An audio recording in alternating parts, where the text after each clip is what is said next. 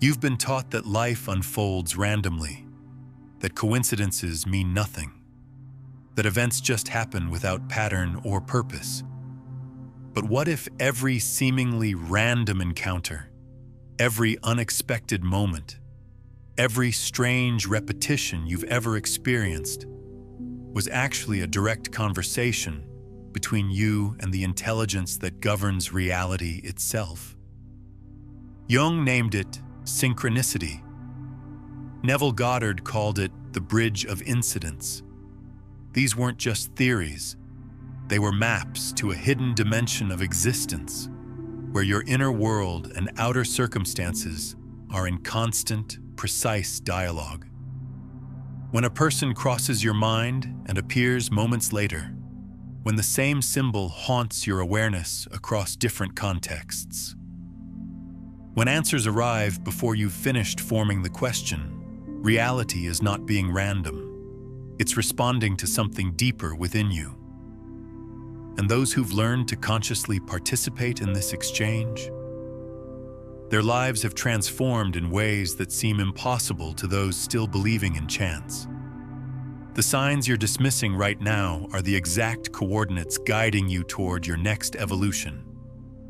Every ignored synchronicity is a missed message from the organizing principle behind all things. And once you understand how to decode this language, you'll realize you're not watching life unfold. You're actively writing it. Most people operate under a fundamental misunderstanding. They perceive reality as a series of disconnected happenings, random collisions of circumstance that have nothing to do with their internal experience. But every single moment you encounter is actually a precise reflection of the consciousness you're holding. Jung spent decades documenting this scientifically, tracking how inner states manifested as outer events with mathematical regularity. Goddard took it further, running practical experiments with thousands of individuals who learned to deliberately activate this principle. His 1961 work, The Law and the Promise, contains documented case after documented case of people who discovered they weren't victims of circumstance, but architects of experience. What's happening beneath the surface of your awareness is an ongoing exchange between the field of consciousness you occupy and the version of reality that crystallizes around you. Jung identified this as synchronicity, meaning connected by significance rather than linear cause and effect. Quantum physics would later validate what these pioneers already understood. The observer doesn't just witness reality, the observer selects it. When you sustain a particular internal frequency with genuine depth and consistency, the universe reorganizes visible circumstances to mirror that frequency back to you. The evidence surrounds you constantly. Someone you haven't contacted in years suddenly reaches out the same day you thought of them. A symbol you dreamed about keeps appearing in your waking life until you can no longer ignore it. You need something specific, and someone offers exactly that without you mentioning it. These aren't flukes. They're proof of an intelligence that's tracking your consciousness and responding accordingly. Goddard showed that when you occupy the feeling state of already having what you desire, when you embody it so completely that it feels real in your body, a sequence of seemingly unrelated incidents begins assembling itself. People you need show up. Doors you didn't know existed open. Barriers dissolve. And here's what most people miss. You're already doing this unconsciously. You're generating synchronicities based on whatever mental and emotional patterns you're running by default. When you become aware of this process, when you start recognizing the messages embedded in meaningful coincidences, something fundamental shifts. Life stops happening to you and starts happening through you. You become a conscious participant in the conversation. October 1913. Jung experienced a vision so disturbing, he thought he was losing his mind. He saw a massive yellow wave sweep across Europe from the North Sea to the Alps, carrying the wreckage of civilization and countless bodies. The vision returned repeatedly over 2 weeks, intensifying each time. He documented it meticulously in his private journals, convinced he was descending into madness. Then July 1914 arrived. World War I erupted. The yellow wave was mustard gas. The bodies were real. Jung realized something profound. He'd intercepted a pattern forming in the collective field before it materialized physically. Certain individuals, he understood, function as receivers for shifts still organizing in the invisible layers of reality. They pick up the signal before the manifestation. Goddard identified this same mechanism operating individually. Consider someone who dreamed repeatedly of a particular house, every detail vivid and specific, the color, the architecture, the garden layout. Months later, driving through an unfamiliar city, they found that exact house for sale. The owners had only decided to sell 3 days earlier, but the decision had been gestating for months due to a job transfer that wasn't yet confirmed. What Jung and Goddard both discovered, working independently, is that future events cast shadows backward through time. These shadows emerge as premonitions, symbolic dreams, or sudden inexplicable knowing. When consciousness enters certain receptive states, it can detect these temporal ripples before the actual event solidifies. Goddard called this the bridge of incidents. When you anchor your awareness on a specific outcome, holding it as already accomplished, events begin organizing themselves in the unseen field. On the surface, these events appear unrelated. Someone mentions something in passing. You notice a particular advertisement. An unexpected call comes through. You stumble upon a specific book. Each incident seems meaningless alone. But together, they form a precise pathway between your current position and the reality you've claimed internally. Goddard documented the case of a man who visualized being in Barbados despite having no money for travel. Within 2 weeks, a former employer contacted him about temporary work requiring his presence in Barbados, all expenses covered. The employer reported he'd dreamed about this man 3 consecutive nights, beginning exactly when the visualizations started. The bridge had formed. The invisible architecture reveals itself through specific patterns. Objects break at symbolically significant moments, marking the completion of cycles. Locked doors suddenly open when new phases are ready to begin. Animals appear in repetition, the same bird, the same butterfly, punctuating moments of transition. Jung cataloged hundreds of these occurrences. One patient, highly resistant and rational, dreamed of a golden scarab, an ancient Egyptian rebirth symbol. During her next session, as she described the dream, a rare golden beetle tapped against Jung's office window. He opened it, caught the insect, and handed it to her with the words, "Here is your scarab." That synchronicity shattered her intellectual defenses.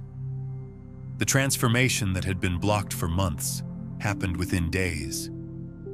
Goddard taught that these patterns follow exact laws, not mystical randomness. First, assume the feeling of wish fulfilled, not abstract visualization, but full sensory immersion in already possessing what you're claiming. Second, maintain this state particularly before sleep, when your conscious mind releases control.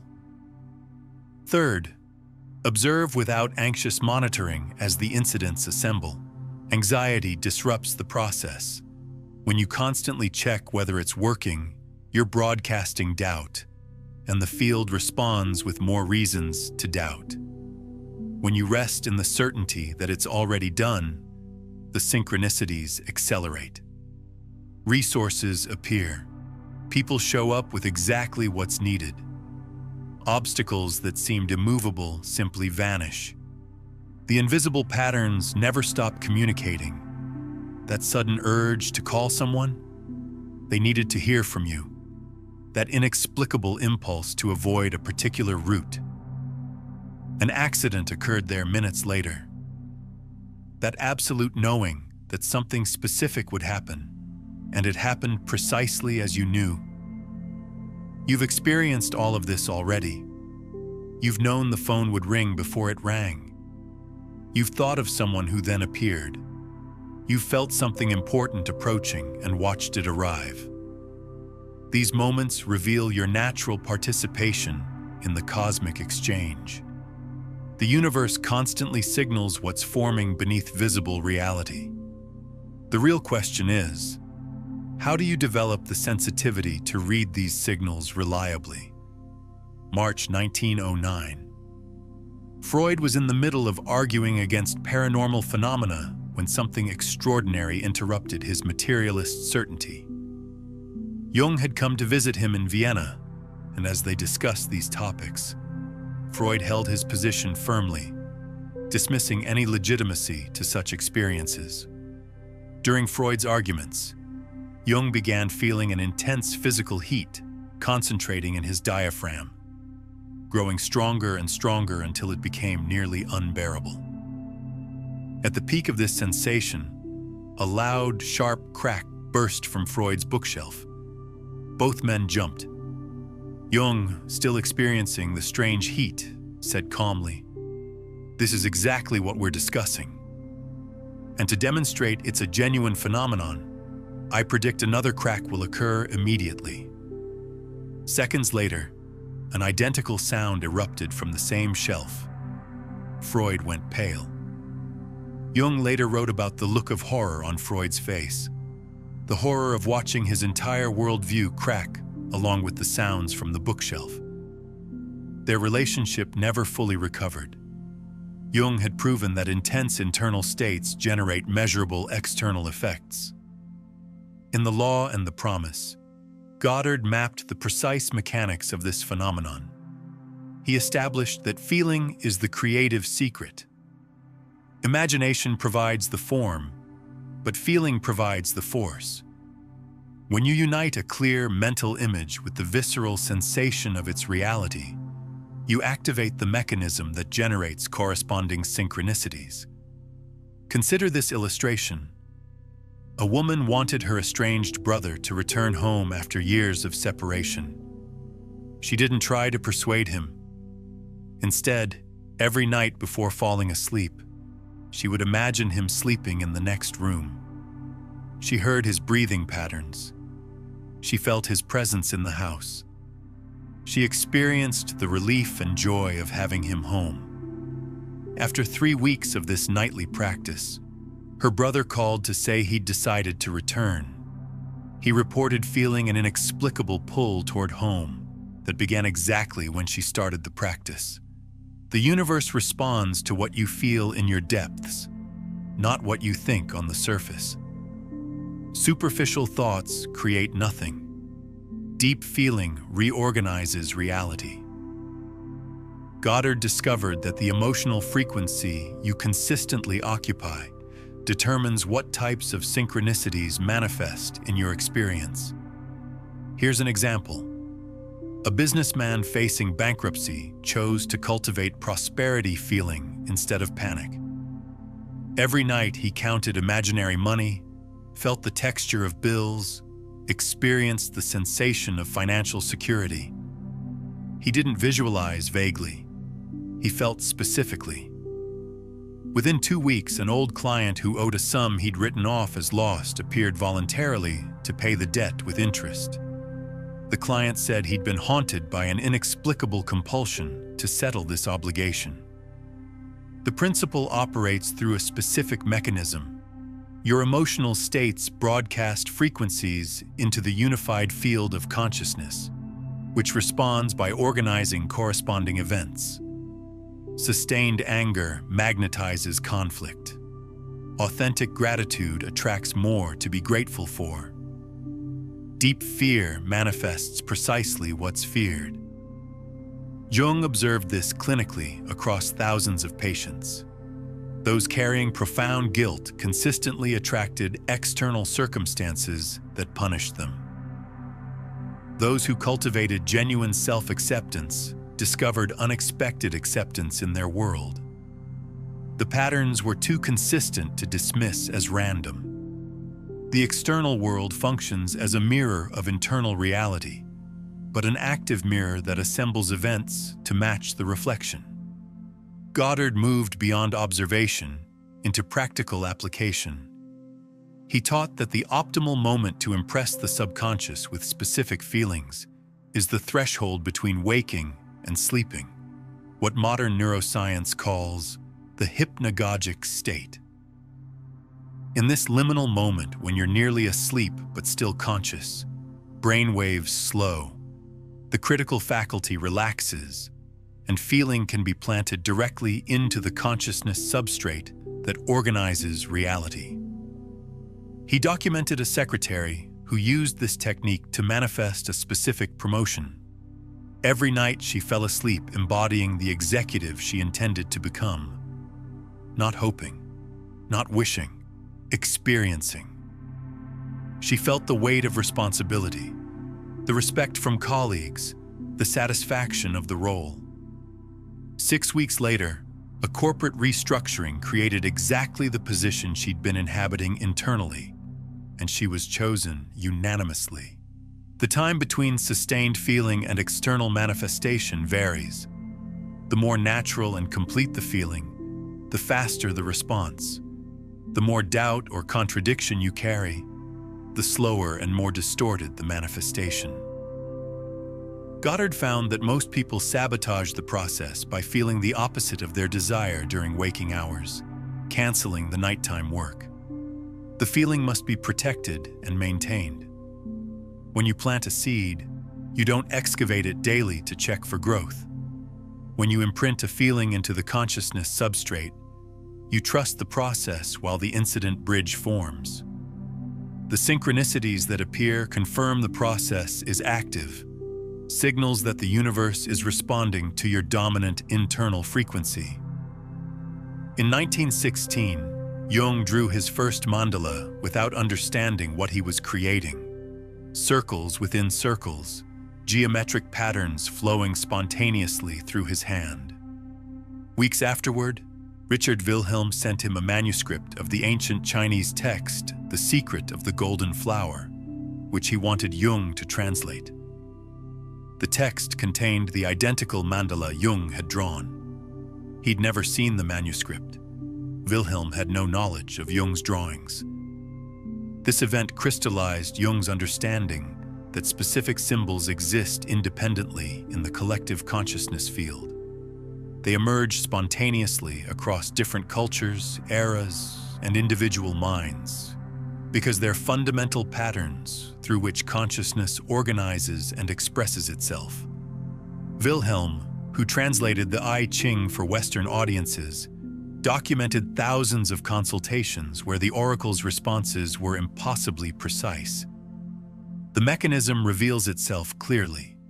You formulate a question, throw coins, and the resulting pattern points to one of 64 hexagrams.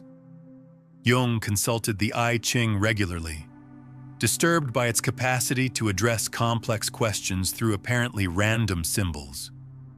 The explanation lies in symbols functioning as bridges between consciousness dimensions. Goddard discovered that when someone visualizes with emotional clarity, corresponding symbols begin appearing in physical reality as confirmations. To grasp the mechanism, imagine someone repeatedly visualizing a specific ring, gold band, oval blue stone. They drew every detail, memorized every curve. 3 months later, in a distant city, someone they'd just met produced a box from their pocket, explaining they'd been carrying this object for months waiting to find the right person. It was the exact ring. Numbers operate as direct communication codes. Repeated numerical sequences aren't coincidental pattern recognition. Their specific frequencies indicating alignment or misalignment. Waking at 3:33 for weeks consecutively. Repeatedly checking the clock at 11:11, receipts totaling $4.44 without calculation. Each numerical pattern carries specific information about the bridge between your internal and external worlds. Jung meticulously documented animals appearing as symbolic messengers at precise moments. One patient resistant to deep change received visits from a particular crow whenever she considered abandoning therapy. The crow, an alchemical symbol for transformation through darkness, appeared exclusively during these resistance moments. When she finally broke through her psychological barriers, the visits stopped permanently. Symbol materialization follows precise laws. Goddard found that visualization combined with genuine feeling produces cascades of symbolic confirmation. A teacher imagining herself living in California started finding golden bears everywhere. The state symbol appeared in impossible-to-orchestrate contexts: forgotten magazines in cafes, store window displays changing as she passed, television channels showing California bear documentaries at the exact moment she turned on the TV. 2 months later, a chain of apparently disconnected events relocated her there. Physical objects respond to deep internal shifts by breaking, appearing, or vanishing at symbolically meaningful moments. Clocks stop at the instant of major decisions. Photographs fall from walls when relationships internally conclude. Items lost for years surface when you're ready for what they represent. Words function as modern oracles through accidentally overheard conversations, billboard phrases answering internal questions, books falling open to specific pages. The consciousness field orchestrates these events with surgical precision. You question a decision and immediately hear a stranger speak the exact answer on their phone. Not coincidence. Communication. Dreams operate as the most direct interface with this symbolic field. Goddard documented people dreaming complete addresses of houses they later purchased, detailed faces of future partners years before meeting, specific scenes they later lived identically. One businessman repeatedly dreamed of a golden lion without understanding its meaning. Weeks later, he received a transformative proposal from Golden Lion Corporation, a company whose existence he'd been unaware of during the dreams. Symbols transcend linear time because they exist in the field where past, present, and future are simultaneous. Your consciousness focused on a specific outcome activates corresponding symbols that appear as cosmic breadcrumbs, guiding you through the incident bridge. Each symbolic appearance calibrates your trajectory, confirming alignment or signaling necessary course corrections. Learning the universe's symbolic language transforms how you perceive reality. Random events reveal themselves as precise communications. Coincidences show themselves as confirmations. Obstacles appear as symbolic redirections toward better paths. You recognize you're in constant dialogue with an intelligence that responds through symbols, transforming life into a living text where every element carries meaning and direction. Specific people enter your life at the exact moment your internal states summon them. Goddard discovered that each significant person you encounter emerges as an external manifestation of assumptions you're holding internally. The mechanism is precise.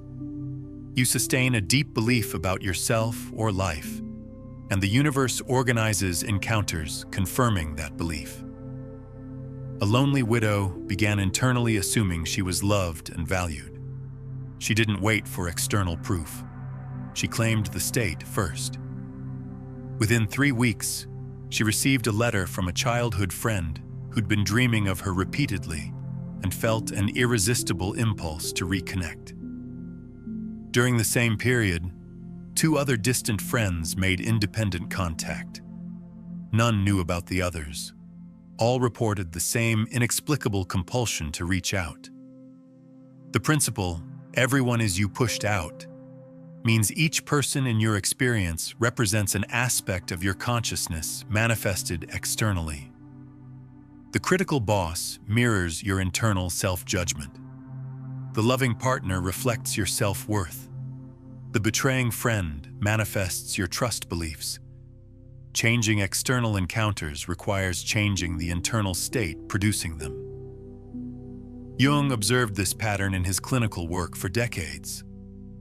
Women who experienced paternal abandonment consistently attracted emotionally unavailable men. Men fearing intimacy found only partners confirming relationships were dangerous. The patterns showed mathematical precision. When internal states shifted through therapeutic work, the type of people attracted shifted correspondingly. Goddard transcended psychological observation into active technique. He taught specific methods to summon people through assumed states. One salesman consistently visualized ideal clients, not specific individuals, but the quality of interaction he desired. He imagined easy conversations, quick decisions, mutual satisfaction. His revenue tripled within 2 months. Difficult clients vanished. People perfectly matching his visualization began seeking him out. Love at first sight operates through this mechanism. 2 people recognize each other instantly because each is manifesting what the other was internally summoning. The magnetic pull they experience is the consciousness field, signaling complementary internal pattern alignment. This explains why relationships initiated from different consciousness states produce drastically different outcomes. Consider someone desperately seeking employment. The more desperate she became, the more rejection she received. Every interviewer seemed to sense her neediness and withdraw.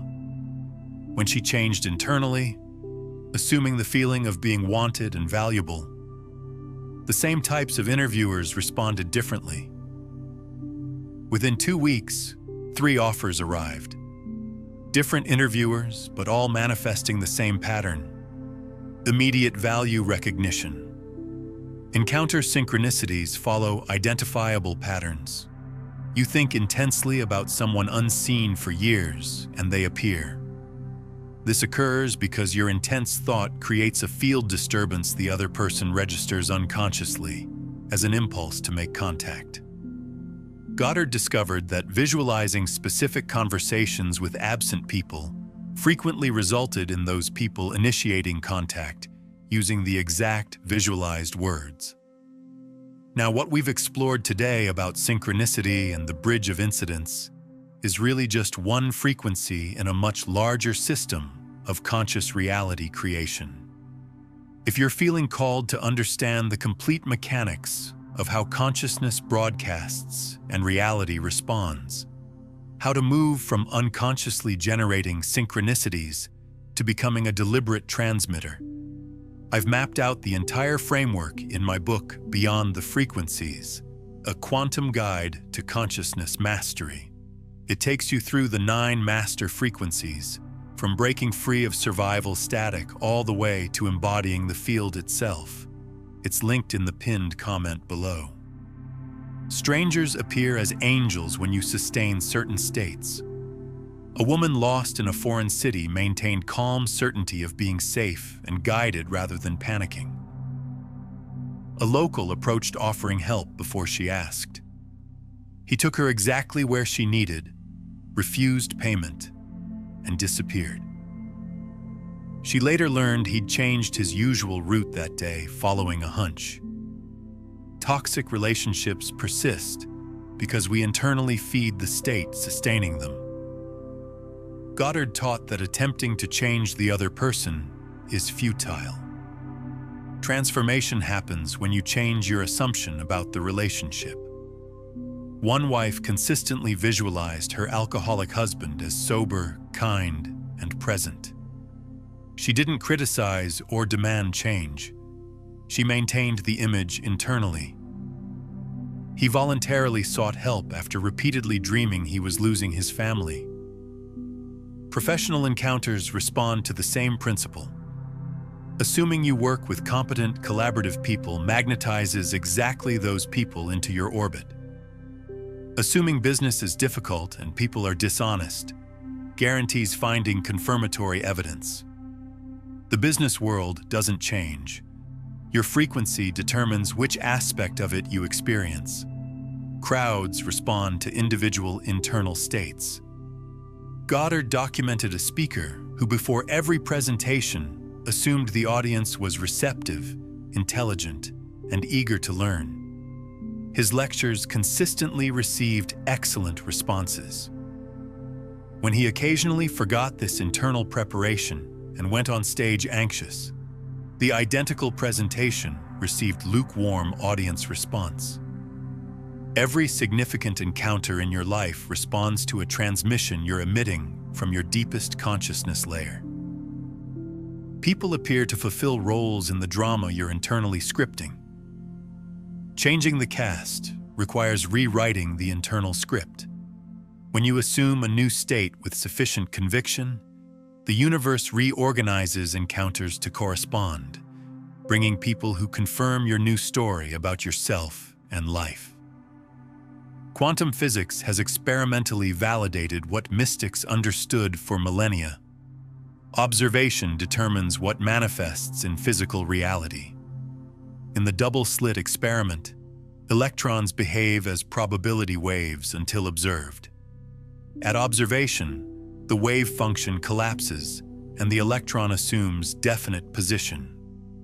Your consciousness operates identically on macroscopic scale. Werner Heisenberg, quantum mechanics pioneer, stated we don't observe nature itself, but nature exposed to our questioning method. Jung and Goddard grasped this decades before scientific formalization. Each visible synchronicity is infinite possibilities, collapsing into a specific event determined by the conscious observer.